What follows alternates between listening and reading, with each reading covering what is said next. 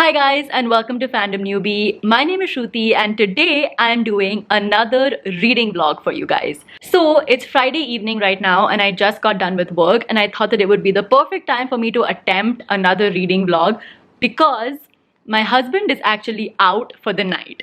So he and his friends are attempting to do this crazy 24-hour walkathon around Singapore. So he's already out right now with a couple of his friends and they're planning to walk all around Singapore for the next 24 hours, like throughout the night. So basically, I'm alone at home tonight and I thought that it would be the perfect time for me to also attempt to kind of read a book throughout the night, like stay awake for the next 12 hours and try to read a book throughout the night. And the book that I've chosen for this kind of readathon is Pet Sematary by Stephen King. Now, I've never read a Stephen King book at all. I don't really like the horror genre because I'm a huge scaredy cat. Like, I get scared very easily. That's why I've stayed away from the horror genre. But I've heard so many good things about Stephen King and his books and his writing.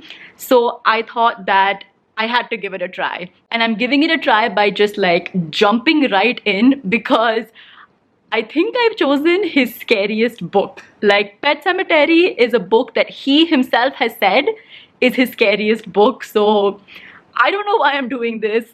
Firstly, I've chosen his scariest book. Secondly, I'm going to attempt to stay awake the whole night and read his scariest book. So I don't know why I'm doing this to myself, but I am.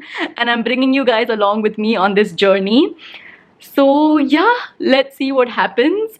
Oh, also, I'm actually reading this on the Storytel app. Like, I'm listening to the audiobook for this. And it is available for free on Storytel, so that's where I'm listening to it. The audiobook is narrated by Michael C. Hall, who, if you guys don't know, is the guy who plays Dexter, which I think is just going to add so much more like creepiness to this already creepy book. But yeah, I think it's going to be quite a fun, I don't know, fun and scary ride. So yep, let's see what happens.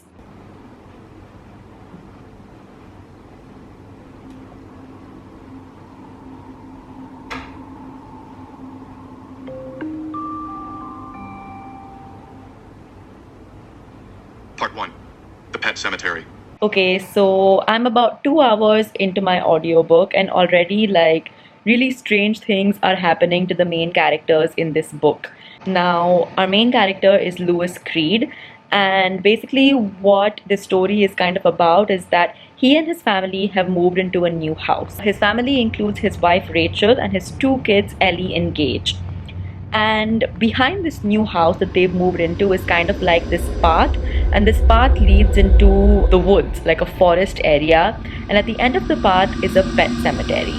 When this family, like Lewis and his entire family, visit the pet cemetery, after the visit to this pet cemetery, basically it elicits a very emotional response. Like, the visit to the pet cemetery elicits a very emotional response from his daughter Ellie, because she's suddenly really worried that the family cat, named Winston Churchill by the way, is going to die. So she gets very emotional.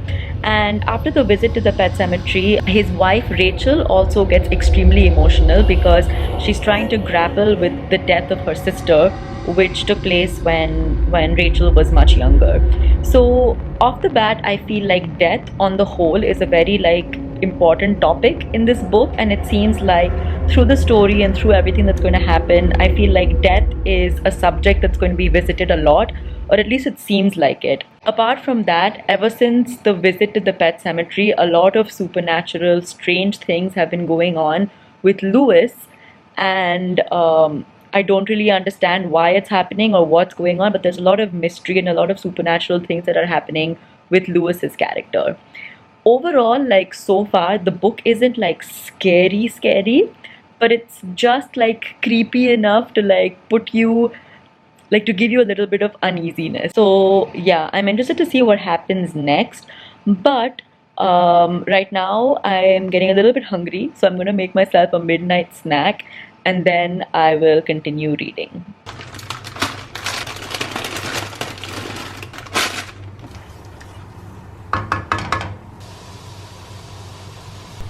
So as my Maggie is boiling, right, I have a very important question for you guys.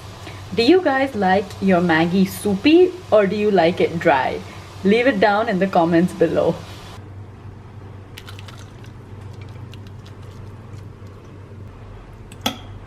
Mater, the University of Maine, as the writer in residence, and also teach a class in the literature of the fantastic. My lecture notes for that course formed the spine of Danse Macabre, which was published a year or two later. My wife and I rented a house in Arlington, about 12 miles from the campus. It was a wonderful house in a wonderful rural Maine town.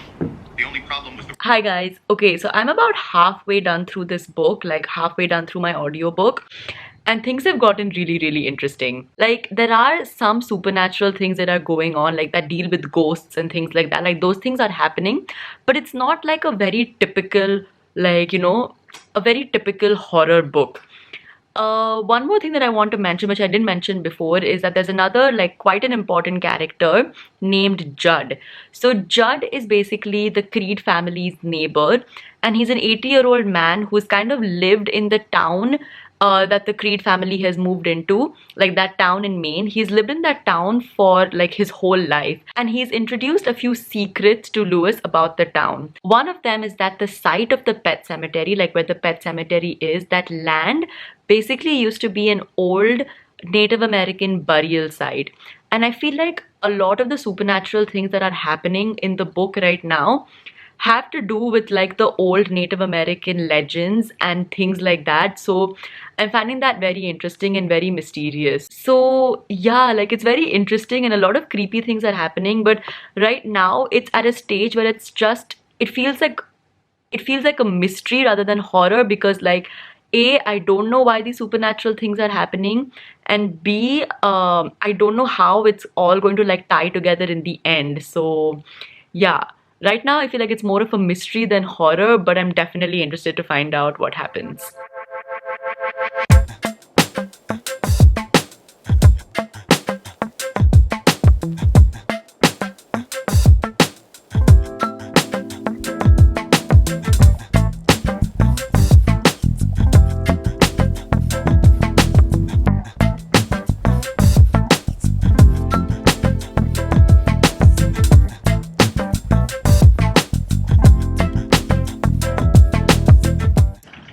Hi guys.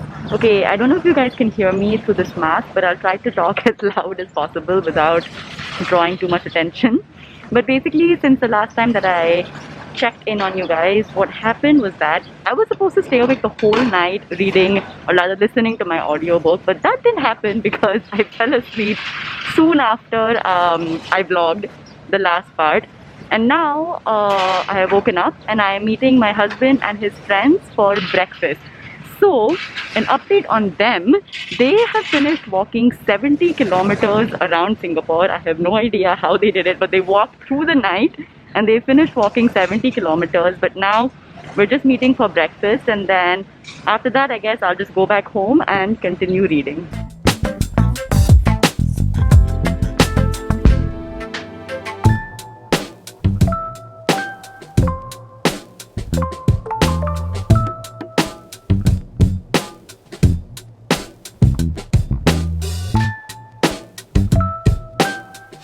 Okay, so I have just about 3 hours left in my audiobook, and this book has just taken a really tragic turn. Like, I did not expect this to happen in this book. Like, okay, honestly, this doesn't feel like a horror book to me at all. I feel like this book is much more of a tragedy than an actual horror book. Like, yes, there are supernatural things that are happening within the Creed family. Like, there are supernatural things that are happening to them. And there is an air of like mystery and a little bit of like ghostly things that are going around. But it's not like scary, and it's not like traditional horror. I feel like using these supernatural elements and using these like ghostly things, Stephen King has really, he's highlighted like some of the most painful aspects of death and grief, and he's woven it into the story in such an amazing way that like, I don't know, it's just a very, very different book, and I didn't really expect it to be like this. Like, I've watched The Shining and I've watched It, uh, which are also based on Stephen King's novels, and those are like proper horror. Like, those are like ghost stories. But this one just seems a little bit more psychological. It seems a little bit more deep. And yeah, it doesn't seem like traditional horror. So I don't know what to feel about it right now. I just know that like it's a really well written book, but it's just not what I was expecting. Yeah, I'm going to continue reading it. I think I'm going to finish the book today. I just have 3 more hours left and let's see what happens. All right. So I just finished the audiobook for Pet Sematary and I have some thoughts. So I completely take back everything I said before this because this book is a full-blown horror novel.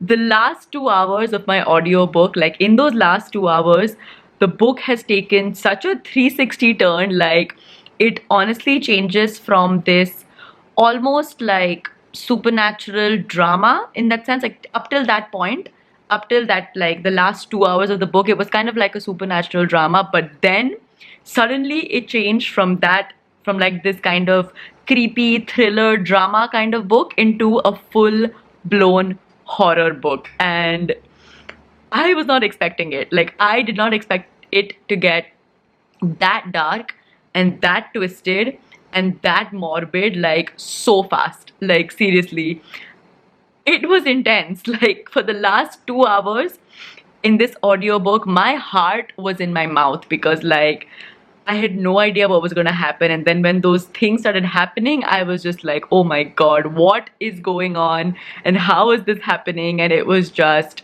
way too intense. But yeah, I did not expect this book to take such a 360 turn. And it was scary. It was definitely scary. Overall thoughts of this book is like, this book is kind of like a slow burn, I guess. Like, the things that happen at the end, I feel like, you know, the climax of this book is so intense and it's so like, it's so creepy and morbid. And I feel that because throughout the novel we've kind of had like this slow build up and we've had like so much time spent with these characters, and we've had like, we've really gotten to know them and we've gotten like invested in their lives, so that the thing that happens at the end, like the climax, like really hits hard and becomes even more intense and even more scary, is because we've spent all this time with the character. So even though I feel like the build up in this novel was kind of slow and it was like this slow burn, I feel like the payoff that you get at the end, like that climax, makes it all worth it. The second thing that I want to say, like I said it like in my last vlogging section, I feel, when I said that the main message I feel that Stephen King wants to bring out through this novel is about how people deal with death and how people deal with the grief of like losing someone. And I feel that he's brought about those emotions of grief and the emotions you feel when someone dies. He's brought this out in such a unique way using this like horror novel. Like, he's brought it out in such a strange, unique but captivating way that it's just amazing. But yeah, this was my vlog for today. I hope you guys have enjoyed it, and I hope you guys have enjoyed coming on the journey of me reading my very first Stephen King novel. If you enjoyed it, please give it a big fat thumbs up. Leave a comment down below letting me know what are some of your favorite horror novels and what are some of your favorite Stephen King novels. And of course, do subscribe to my channel for more book related videos like this. I'll see you guys next time. Bye.